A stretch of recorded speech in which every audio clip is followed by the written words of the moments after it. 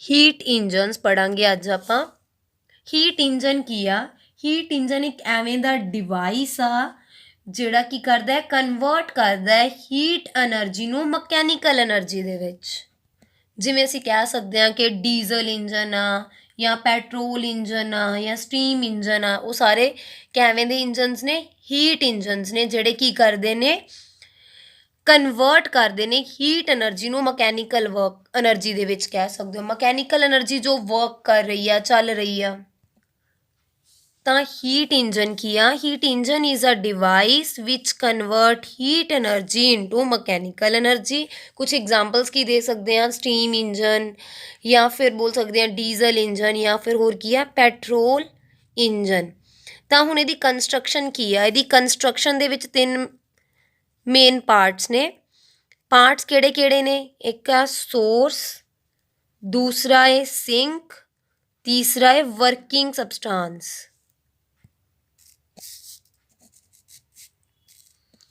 Source, working substance and sink. Source की आ? जिदा हाई टैंपरेचर होगा, जिन्हों असी अज्यूम कर लिया कि T1 टैंपरेचर उत्ते है सोर्स। और सिंक जिहड़ा सोर्स आ, ये वर्किंग सबसटेंस नूं heat supply करूगा। Working substance source तो हीट लऊगा और वर्क डन करूगा। तो वर्किंग सबसटेंस ने सोर्स तो हीट लई, कितनी हीट लै ली? Just suppose Q1 amount of heat लई आ सोर्स तो वर्किंग सबसटेंस ने। उस हीट नाल जो वर्किंग सबसटेंस है वो काम करूगा, वर्क डन करूगा। और मान लेने कि W amount of work done working substance ने कर लिया, और बाकी की किता कुछ अमाउंट ऑफ हीट आ जिहड़ी ओहदी वेस्ट होगी और सिंक नूं चले गई। सिंक दा टैंपरेचर जस्ट सपोज के T2 आ, ਤਾਂ ਜਿੰਨੀ ਅਮਾਊਂਟ ਆਫ ਹੀਟ ਸਿੰਕ ਨੂੰ ਗਈ ਆ ਉਹ ਮੰਨ ਲੈਂਦੇ ਆ ਕਿ Q2 ਅਮਾਊਂਟ ਆਫ ਹੀਟ ਹੈ। ਤਾਂ ਅਸੀਂ ਸੋਰਸ, ਵਰਕਿੰਗ ਸਬਸਟੈਂਸ ਔਰ ਸਿੰਕ ਬਾਰੇ ਕੀ ਦੱਸਾਂਗੇ? ਫਸਟ ਹੈ ਸੋਰਸ। ਸੋਰਸ ਇੱਕ ਹੌਟ ਬੋਡੀ ਹੋਏਗੀ ਜਿਹੜੀ ਹਾਈ ਟੈਂਪਰੇਚਰ ਤੇ ਹੋਏਗੀ। ਜਿਹਦਾ ਟੈਂਪਰੇਚਰ ਹਾਇਰ ਹੋਏਗਾ ਉਹ ਵਰਕਿੰਗ ਸਬਸਟੈਂਸ ਨੂੰ ਹੀਟ ਪ੍ਰੋਵਾਈਡ ਕਰੇਗਾ। ਤਾਂ ਹੌਟ ਬੋਡੀ ਵਿਚ ਮੇਨਟੇਨ ਹਾਈ ਟੈਂਪਰੇਚਰ ਵਿਚ is T1 and supply the energy to working substance, जिहड़ी वर्किंग सबसटेंस नूं हीट एनर्जी सप्लाई करी जा रही है। तो इसकी डेफिनेशन की होएगी? तो सोर्स की है? A hot body maintain at very high temperature T1 which supply heat energy Q1 is called source. Next sink बारे गल करते हैं। तो सिंक की आ? एक कोल्ड बॉडी है, एवें दी कोल्ड बॉडी जिहदा टैंपरेचर T2 आ, जिहड़ी वर्किंग सबसटेंस ने जो हीट नूं रिजैक्ट करता, मतलब सोर्स तो वर्किंग सबसटेंस हीट लएगा, काम करेगा और बाकी दी हीट रिजैक्ट करके सिंक नूं दे देगा। तो कोल्ड बॉडी है जिहड़ी हीट नूं एब्जॉर्ब कर लैंदी है। किहड़े वाली हीट? जिहनूं वर्किंग सबसटेंस ने रिजैक्ट कीता। तो सिंक किया? A cold body maintain at low temperature T2 which absorbs the rejected heat is called sink. Next गल करते हैं वर्किंग सबसटेंस बारे। वर्किंग सबसटेंस की आ? एवें दा सबसटेंस आ जो की करदा, सोर्स तो हीट एनर्जी एब्जॉर्ब कर लैंदा, वर्क करदा, ठीक है, और बाकी दी जो बची हुई हीट है उन्होंने रिजैक्ट करके सिंक नूं दे दिंदा। तो वर्किंग सबसटेंस की आ? A material which absorb heat energy from source and convert it into mechanical energy, या कह सकते हैं कि यूजफुल वर्क कन्वर्ट कर दिंदी आ, जिहड़ा कि W आ, या बोल सकते हैं कि मकैनिकल एनर्जी च कन्वर्ट कर दिंदी आ। कुछ पार्ट उहदा रिजैक्ट कर दिंदी आ, सिंक नूं दे दिंदी आ। By rejecting some heat to sink is called working substance. ये प्रोसैस कंटीन्यूअसली चली जाता रहिंदा कि वर्किंग सबसटेंस सोर्स तो हीट एब्जॉर्ब करदा, वर्क डन करदा, और बाकी दा बचा होया रिमेनिंग पार्ट आ सिंक नूं दे दिंदा। जदों सिंक नूं एनर्जी प्रोवाइड कर दिंदा, उस तो बाद वापस नॉर्मल हो जाता वर्किंग सबसटेंस। फिर सोर्स यानी कि जिहदा टैंपरेचर T1 आ उत्थों हीट एनर्जी एब्जॉर्ब करदा, फिर वर्क करदा, फिर सिंक नूं प्रोवाइड कर दिंदा, और अगेन एंड अगेन चलदा रहिंदा cyclic process. the complete process किया, the working substance is taken along the cycle of operation during which it absorb the heat energy from source तो heat energy absorb हुई, convert a part of it into mechanical energy, ਕੁਝ part ਨੂੰ mechanical energy 'ਚ convert ਕੀਤਾ ਤੇ reject ਕਰਤਾ remaining amount of heat to the sink at lower temperature. After undergoing this cycle of operation, the working substance come back to its original state. A continuous supply of mechanical energy is obtained in the heat engine by performing the same cycle again and again. ਇਹ cycle repeat ਚੱਲਦਾ ਰਹਿੰਦਾ। Next topic ਹੈ efficiency of heat engine, ਕਿ ਕੋਈ ਵੀ heat engine ਕਿੰਨਾ ਜ਼ਿਆਦਾ efficient ਹੈ। Efficiency ਕੀ ਹੁੰਦੀ ਆ, ਇਹਨੂੰ ਜਰਨਲੀ ਇਟਾ ਸਿੰਬਲ ਨਾਲ ਰਿਪਰੈਜ਼ੈਂਟ ਕੀਤਾ ਜਾਂਦਾ। ਐਫੀਸ਼ੀਐਂਸੀ ਕੀ ਹੁੰਦੀ ਆ ਕਿ ਜੋ ਤੁਹਾਡੀ ਆਊਟਪੁੱਟ ਆ ਬਾਏ ਇਨਪੁੱਟ, ਕਿ ਤੁਸੀਂ ਆਊਟਪੁੱਟ ਕਿੰਨੀ ਕੁ ਆਬਟੇਨ ਮਿਲ ਰਹੀ ਆ, ਜਿੰਨੀ ਤੁਸੀਂ ਇਨਪੁੱਟ ਦਿੰਦੇ ਆ ਉਹਦੇ ਕੰਪੈਰੇਟਿਵਲੀ ਤੁਹਾਨੂੰ ਕਿੰਨੀ ਆਊਟਪੁੱਟ ਮਿਲਦੀ ਪਈ ਆ, ਉਹਨਾਂ ਦੀ ਅਗਰ ਰੇਸ਼ੋ ਫਾਈਂਡ ਕਰੀਏ ਤਾਂ ਐਫੀਸ਼ੀਐਂਸੀ ਮਿਲ ਜਾਂਦੀ ਹੈ ਸਾਨੂੰ। ਮੀਨਸ ਕਹਿ ਸਕਦੇ ਹਾਂ ਕਿ ਕੋਈ ਵੀ ਇੰਜਨ ਜਾਂ ਸਿਸਟਮ ਕਿੰਨਾ ਜ਼ਿਆਦਾ ਐਕੂਰੇਟ ਕੰਮ ਕਰਦਾ। ਜਰਨਲੀ ਐਕੂਰੇਸੀ ਜਾਂ ਫਿਰ ਅਸੀਂ ਐਵੇਂ ਕਹਿ ਸਕਦੇ ਹਾਂ ਕਿ ਉਹੀ ਵਾਲੀ ਮਸ਼ੀਨ, ਉਹੀ ਵਾਲਾ ਡਿਵਾਈਸ ਜ਼ਿਆਦਾ ਐਕੂਰੇਟ ਹੋਏਗਾ ਅਗਰ ਅਸੀਂ ਉਹਨੂੰ ਇਨਪੁੱਟ ਘੱਟ ਦਈਏ ਬਟ ਆਊਟਪੁੱਟ ਸਾਨੂੰ ਜ਼ਿਆਦਾ ਮਿਲ ਰਹੀ ਹੋਵੇ ਤਾਂ ਉਹ ਜ਼ਿਆਦਾ ਐਫੀਸ਼ੀਐਂਟ ਡਿਵਾਈਸ ਆ। ਕੋਈ ਵੀ ਮਸ਼ੀਨ ਜਾਂ ਫਿਰ ਹੀਟ ਇੰਜਨ 100% ਐਫੀਸ਼ੀਐਂਟ ਹੁੰਦਾ ਨਹੀਂ, ਕਿਉਂਕਿ ਜੋ ਅਸੀਂ ਉਹਨੂੰ ਇਨਪੁੱਟ ਪ੍ਰੋਵਾਈਡ ਕਰਦੇ ਉਹਦਾ ਕੁਛ ਨਾ ਕੁਛ ਪਾਰਟ ਇਨਵਾਇਰਮੈਂਟ ਵਿੱਚ ਲੋਸ ਹੋ ਜਾਂਦਾ, ਕੁਛ ਨਾ ਕੁਛ ਪਾਰਟ ਸਿੰਕ ਨੂੰ ਚਲਿਆ ਹੀ ਜਾਂਦਾ। ਅਗਰ ਕੋਈ ਤੁਹਾਨੂੰ ਐਵੇਂ ਕਵੇ ਕਿ ਕੋਈ ਹੀਟ ਇੰਜਨ ਆ ਜਾਂ ਕੋਈ ਡਿਵਾਈਸ ਐਵੇਂ ਦਾ ਹੈਗਾ ਜਿਹਨੂੰ ਤੁਸੀਂ ਇਨਪੁੱਟ ਵਿੱਚ 100 ਜਾਊਲ ਆਫ ਐਨਰਜੀ ਪ੍ਰੋਵਾਈਡ ਕਰਦੇ ਹੋ ਬਟ ਉਹ ਆਊਟਪੁੱਟ ਦੇ ਵਿੱਚ ਤੁਹਾਨੂੰ 120 ਜਾਊਲ ਆਫ ਐਨਰਜੀ ਜਿੰਨਾ ਵਰਕ ਕਰਕੇ ਦਿਖਾ ਰਿਹਾ, ਤਾਂ ਐਵੇਂ ਦਾ ਕੋਈ ਹੀਟ ਇੰਜਨ ਪੋਸੀਬਲ ਹੀ ਨਹੀਂ ਹੈ ਕਿ ਬਣਿਆ ਹੋਵੇ। ਅਗਰ ਕੋਈ ਤੁਹਾਨੂੰ ਦਿਖਾ ਰਿਹਾ ਐਵੇਂ ਦਾ ਹੀਟ ਇੰਜਨ ਕਿ 100 ਇਨਪੁੱਟ ਦੇ ਰਿਹਾ, ਇਹਦਾ ਮਤਲਬ ਉਹਨੂੰ ਕਿਸੇ ਸਾਈਡ ਤੋਂ, ਕਿਸੇ ਅਲੱਗ ਸੋਰਸ ਤੋਂ extra amount of heat provide ਹੋ ਰਹੀ ਆ ਜਿਹੜੀ ਉਹਨੂੰ 120 ਆਊਟਪੁੱਟ ਕਰਨ 120 ਜਾਊਲ ਆਊਟਪੁੱਟ ਪ੍ਰੋਵਾਈਡ ਕਰਨ ਵਿੱਚ ਹੈਲਪ ਕਰਦੀ ਪਈ ਆ। ਤਾਂ ਐਫੀਸ਼ੀਐਂਸੀ ਕੀ ਬੋਲਿਆ, ਜਰਨਲੀ ਆਊਟਪੁੱਟ ਕਿੰਨੀ ਮਿਲੀ ਪਰ ਯੂਨਿਟ ਇਨਪੁੱਟ ਕਿੰਨੀ ਆ।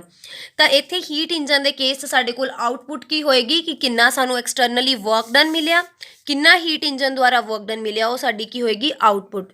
ਤਾਂ ਐਫੀਸ਼ੀਐਂਸੀ ਇਟਾ ਕਿਹਦੇ ਇਕੁਅਲ ਹੋਏਗਾ, ਐਕਸਟਰਨਲ ਵਰਕ ਆਬਟੇਨਡ, ਕਿੰਨਾ ਸਾਨੂੰ ਵਰਕ ਡਨ ਮਿਲਿਆ ਪਰ ਯੂਨਿਟ, ਕਿੰਨਾ ਹੀਟ ਇੰਜਨ ਨੇ ਸੋਰਸ ਤੋਂ ਹੀਟ ਨੂੰ ਐਬਜ਼ੋਰਬ ਕੀਤਾ, ਪਰ unit heat absorbed from the source। ਤੁਹਾਨੂੰ ਹੁਣ ਇੱਥੇ ਪਤਾ ਕਿ ਸੋਰਸ ਤੋਂ ਕਿੰਨੀ ਅਮਾਊਂਟ ਆਫ ਹੀਟ ਐਬਜ਼ੋਰਬ ਹੋਈ ਆ, Q1 ਦਾ। Heat absorbed from the source ਕੀ ਹੋਏਗੀ, Q1 ਅਮਾਊਂਟ ਆਫ ਹੀਟ ਹੋਏਗੀ। ਔਰ ਜੋ ਵਰਕਿੰਗ ਸਬਸਟੈਂਸ ਆ ਉਹਨੇ ਉਸ ਅਮਾਊਂਟ ਆਫ ਹੀਟ ਜੋ ਉਹਨੂੰ ਇਨਪੁੱਟ ਵਿੱਚ ਮਿਲੀ ਉਹਦਾ ਕੁਛ ਨਾ ਕੁਛ ਵਰਕ ਡਨ ਕੀਤਾ ਔਰ ਬਾਕੀ ਦੀ Q2 ਅਮਾਊਂਟ ਆਫ ਹੀਟ ਜਿਹੜੀ ਵੇਸਟ ਯਾਨੀ ਸਿੰਕ ਨੂੰ ਮਿਲ ਗਈ। ਤਾਂ ਵਰਕ ਡਨ ਕਿੰਨਾ ਹੋਏਗਾ, ਜਿੰਨੀ ਹੀਟ ਐਬਜ਼ੋਰਬ ਕੀਤੀ ਯਾਨੀ Q1 ਮਾਈਨਸ ਕਿੰਨੀ ਉਹਨੇ ਵੇਸਟ ਕਰਤੀ, ਕਿੰਨੀ ਸੋਰਸ ਤੋਂ ਮਿਲੀ ਮਤਲਬ ਇਨਪੁੱਟ ਕਿੰਨੀ ਮਿਲੀ ਮਾਈਨਸ ਕਿੰਨੀ ਵੇਸਟ ਹੋਈ, ਬਾਕੀ ਬਚੀ ਹੋਈ ਹੀਟ ਨਾਲ ਤਾਂ ਵਰਕ ਡਨ ਹੋਇਆ। ਜਸਟ ਸਪੋਜ਼ ਇੱਥੋਂ 100 ਅਮਾਊਂਟ ਆਫ ਹੀਟ ਮਿਲ ਰਹੀ ਆ ਸੋਰਸ ਤੋਂ, ਉਹਦੇ ਵਿੱਚੋਂ 20 ਜਾਊਲ ਜੋ ਹੀਟ ਹੈ ਉਹ ਸਿੰਕ ਨੂੰ ਮਿਲ ਰਹੀ ਆ, ਤਾਂ ਵਰਕ ਡਨ ਕਿੰਨੇ ਨਾਲ ਹੋਇਆ, 100 ਮਾਈਨਸ ਜੋ ਇਨਪੁੱਟ ਮਿਲੀ ਮਾਈਨਸ ਜੋ ਸਿੰਕ ਕੋਲ ਗਿਆ ਯਾਨੀ ਕਿ 80 ਜਾਊਲ ਨਾਲ ਵਰਕ ਡਨ ਹੋਇਆ। ਤਾਂ ਫਿਰ ਅਸੀਂ ਕੀ ਕਵਾਂਗੇ, work done is equal to Q1 minus Q2। ਤਾਂ ਅਸੀਂ ਕੀ ਬੋਲ ਸਕਦੇ ਹਾਂ, external work obtained that is equal to Q1 minus Q2। ਤਾਂ ਐਫੀਸ਼ੀਐਂਸੀ ਇਟਾ ਕੀ ਸੀਗੀ, external work obtained by heat energy absorbed from the source ਤੋਂ ਕਿੰਨੀ ਹੀਟ ਐਨਰਜੀ ਐਬਜ਼ੋਰਬ ਕੀਤੀ।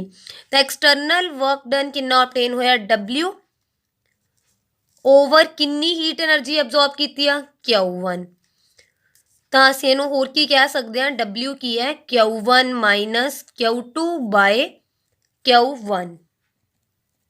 ਅਗਰ ਇਹ ਚੀਜ਼ ਨੂੰ ਕੱਲੇ ਕੱਲੇ ਨਾਲ ਡਿਵਾਈਡ ਕਰੀਏ ਮਤਲਬ Q1 bye Q1 minus Q2 bye Q1 ਆ, Q1 ਨਾਲ Q1 ਕੱਟ ਹੋ ਗਿਆ, ਕੀ ਬਚਿਆ 1 ਮਾਈਨਸ Q2 ਬਾਏ Q1। ਹੁਣ ਕੋਫੀਸ਼ੀਐਂਟ ਜੋ ਆ ਇਟਾ ਹੈ ਐਫੀਸ਼ੀਐਂਸੀ ਇਹ ਕੀ ਹੈ 1 ਮਾਈਨਸ Q2/Q1। ਤੇ ਇਹਦੇ ਲਈ ਅਸੀਂ ਕੁਝ ਕੇਸ ਮੰਨ ਰਹੇ ਹਾਂ। ਕੇਸ ਫਸਟ ਕੀ ਹੈ ਕਿ ਅਗਰ ਅਸੀਂ ਮੰਨ ਲਈਏ ਕਿ ਸਿੰਕ ਕੋਲ ਜੋ ਹੀਟ ਹੈ, heat supplied to sink is 0। Heat supplied to sink is 0। ਇਹਦਾ ਮਤਲਬ ਕੀ ਹੈ Q2 इज इक्वल टू 0, या फिर बोल सकते हैं कि नो हीट सप्लाइड इज। ਤਾਂ ਕੇਸ ਫਸਟ 'ਚ ਅਸੀਂ ਇਹ ਮੰਨ ਰਹੇ ਹਾਂ ਕਿ heat supplied to sink is 0। ਅਗਰ ਅਸੀਂ ਮੰਨ ਰਹੇ ਹਾਂ ਕਿ ਸਿੰਕ ਨੂੰ ਕੋਈ ਹੀਟ ਸਪਲਾਈ ਨਹੀਂ ਗਈ, ਇਹਦਾ ਮਤਲਬ ਕੀ ਆ ਕਿ Q2 ਵਾਲੀ ਹੀਟ ਆ ਜੋ ਸਿੰਕ ਨੂੰ ਗਈ ਸੀ ਇੱਥੇ ਉਹ 0 ਹੋਏਗੀ। ਤਾਂ Q2 ਅਗਰ 0 ਆ ਤਾਂ ਐਫੀਸ਼ੀਐਂਸੀ ਕੀ ਹੋਏਗੀ 1 ਮਾਈਨਸ 0/Q1। 0 ਬਾਈ ਐਨੀਥਿੰਗ ਕੀ ਹੁੰਦਾ 0।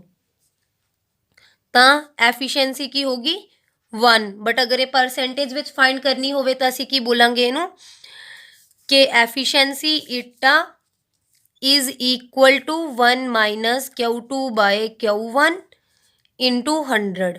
ਤਾਂ ਪਰਸੈਂਟੇਜ ਆਏਗੀ ਤਾਂ 1 ਆਈ ਇੰਟੂ 100। ਦੈਟ ਮੀਨਸ ਜੋ ਸਾਡਾ ਹੀਟ ਇੰਜਨ ਆ 100% ਐਫੀਸ਼ੀਐਂਟ ਆ। ਬਟ ਪ੍ਰੈਕਟੀਕਲੀ ਕੋਈ ਵੀ ਹੀਟ ਇੰਜਨ 100% ਐਫੀਸ਼ੀਐਂਟ ਡਿਜ਼ਾਈਨ ਹੋਇਆ ਹੀ ਨਹੀਂ ਹੈ, ਕਿਉਂਕਿ ਕੁਛ ਨਾ ਕੁਛ ਅਮਾਊਂਟ ਆਫ ਹੀਟ ਆ ਜੋ ਸਿੰਕ ਨੂੰ ਪੱਕਾ ਜਾਏਗੀ। ਤਾਂ ਅਸੀਂ ਕਹਿ ਸਕਦੇ ਹਾਂ practically the efficiency of heat engine is low ਔਰ ਇਜ਼ ਬਿਲੋ 100%। ਔਰ ਸਟੀਮ ਇੰਜਨ ਆ ਜੋ ਉਹਦੀ ਐਫੀਸ਼ੀਐਂਸੀ ਨੀਅਰ ਅਬਾਊਟ 12 to 16% ਹੁੰਦੀ ਆ। ਪੈਟਰੋਲ ਇੰਜਨ ਦੀ 26% ਹੁੰਦੀ ਆ ਔਰ ਡੀਜ਼ਲ ਇੰਜਨ ਦੀ ਨੀਅਰਲੀ 40% ਹੁੰਦੀ ਆ। ਨੈਕਸਟ ਹੈ types of heat engine. Heat engine generally ਅਸੀਂ 2 ਟਾਈਪ ਦੇ ਦੇਖਦੇ ਹਾਂ। ਇੱਕ ਹੈ ਐਕਸਟਰਨਲ ਕੰਬਸਸ਼ਨ ਇੰਜਨ ਔਰ ਦੂਸਰੇ ਹੈ internal combustion engine. External heat engine ਕੀ ਹੁੰਦੇ ਆ ਐਵੇਂ ਦੇ ਹੀਟ ਇੰਜਨ ਜਿਨ੍ਹਾਂ ਦੇ ਵਿੱਚ ਜੋ ਬਰਨਿੰਗ ਸਬਸਟਾਂਸ ਆ ਉਹ ਆਊਟਸਾਈਡ ਦ ਵਰਕਿੰਗ ਸਬਸਟਾਂਸ ਹੁੰਦਾ ਹੈ, ਠੀਕ ਹੈ। ਔਰ ਜੋ ਇੰਟਰਨਲ ਕੰਬਸਸ਼ਨ ਹੀਟ ਇੰਜਨ ਆ ਉਹਦੇ ਵਿੱਚ ਜੋ ਵਰਕਿੰਗ ਸਬਸਟਾਂਸ ਆ ਯਾਨੀ ਕਿ ਫਿਊਲ ਆ ਇਨਸਾਈਡ ਦਾ ਸਿਲੰਡਰ ਕਹਿ ਸਕਦੇ ਆ ਜਾਂ ਇਨਸਾਈਡ ਦਾ ਸਿਲੰਡਰ ਹੁੰਦਾ। ਤਾਂ ਐਕਸਟਰਨਲ ਕੰਬਸਸ਼ਨ ਇੰਜਨ ਕੀ ਹੈ ਇਨ ਸੱਚ ਹੀਟ ਇੰਜਨ ਦਾ heat is supplied to working substance is produced by burning the fuel outside the cylinder. मतलब कि सिलेंडर और पिस्टन के बाहर जो फ्यूल आ वो जलता है। एग्जाम्पल असी की दे सकते हैं यदि स्टीम इंजन।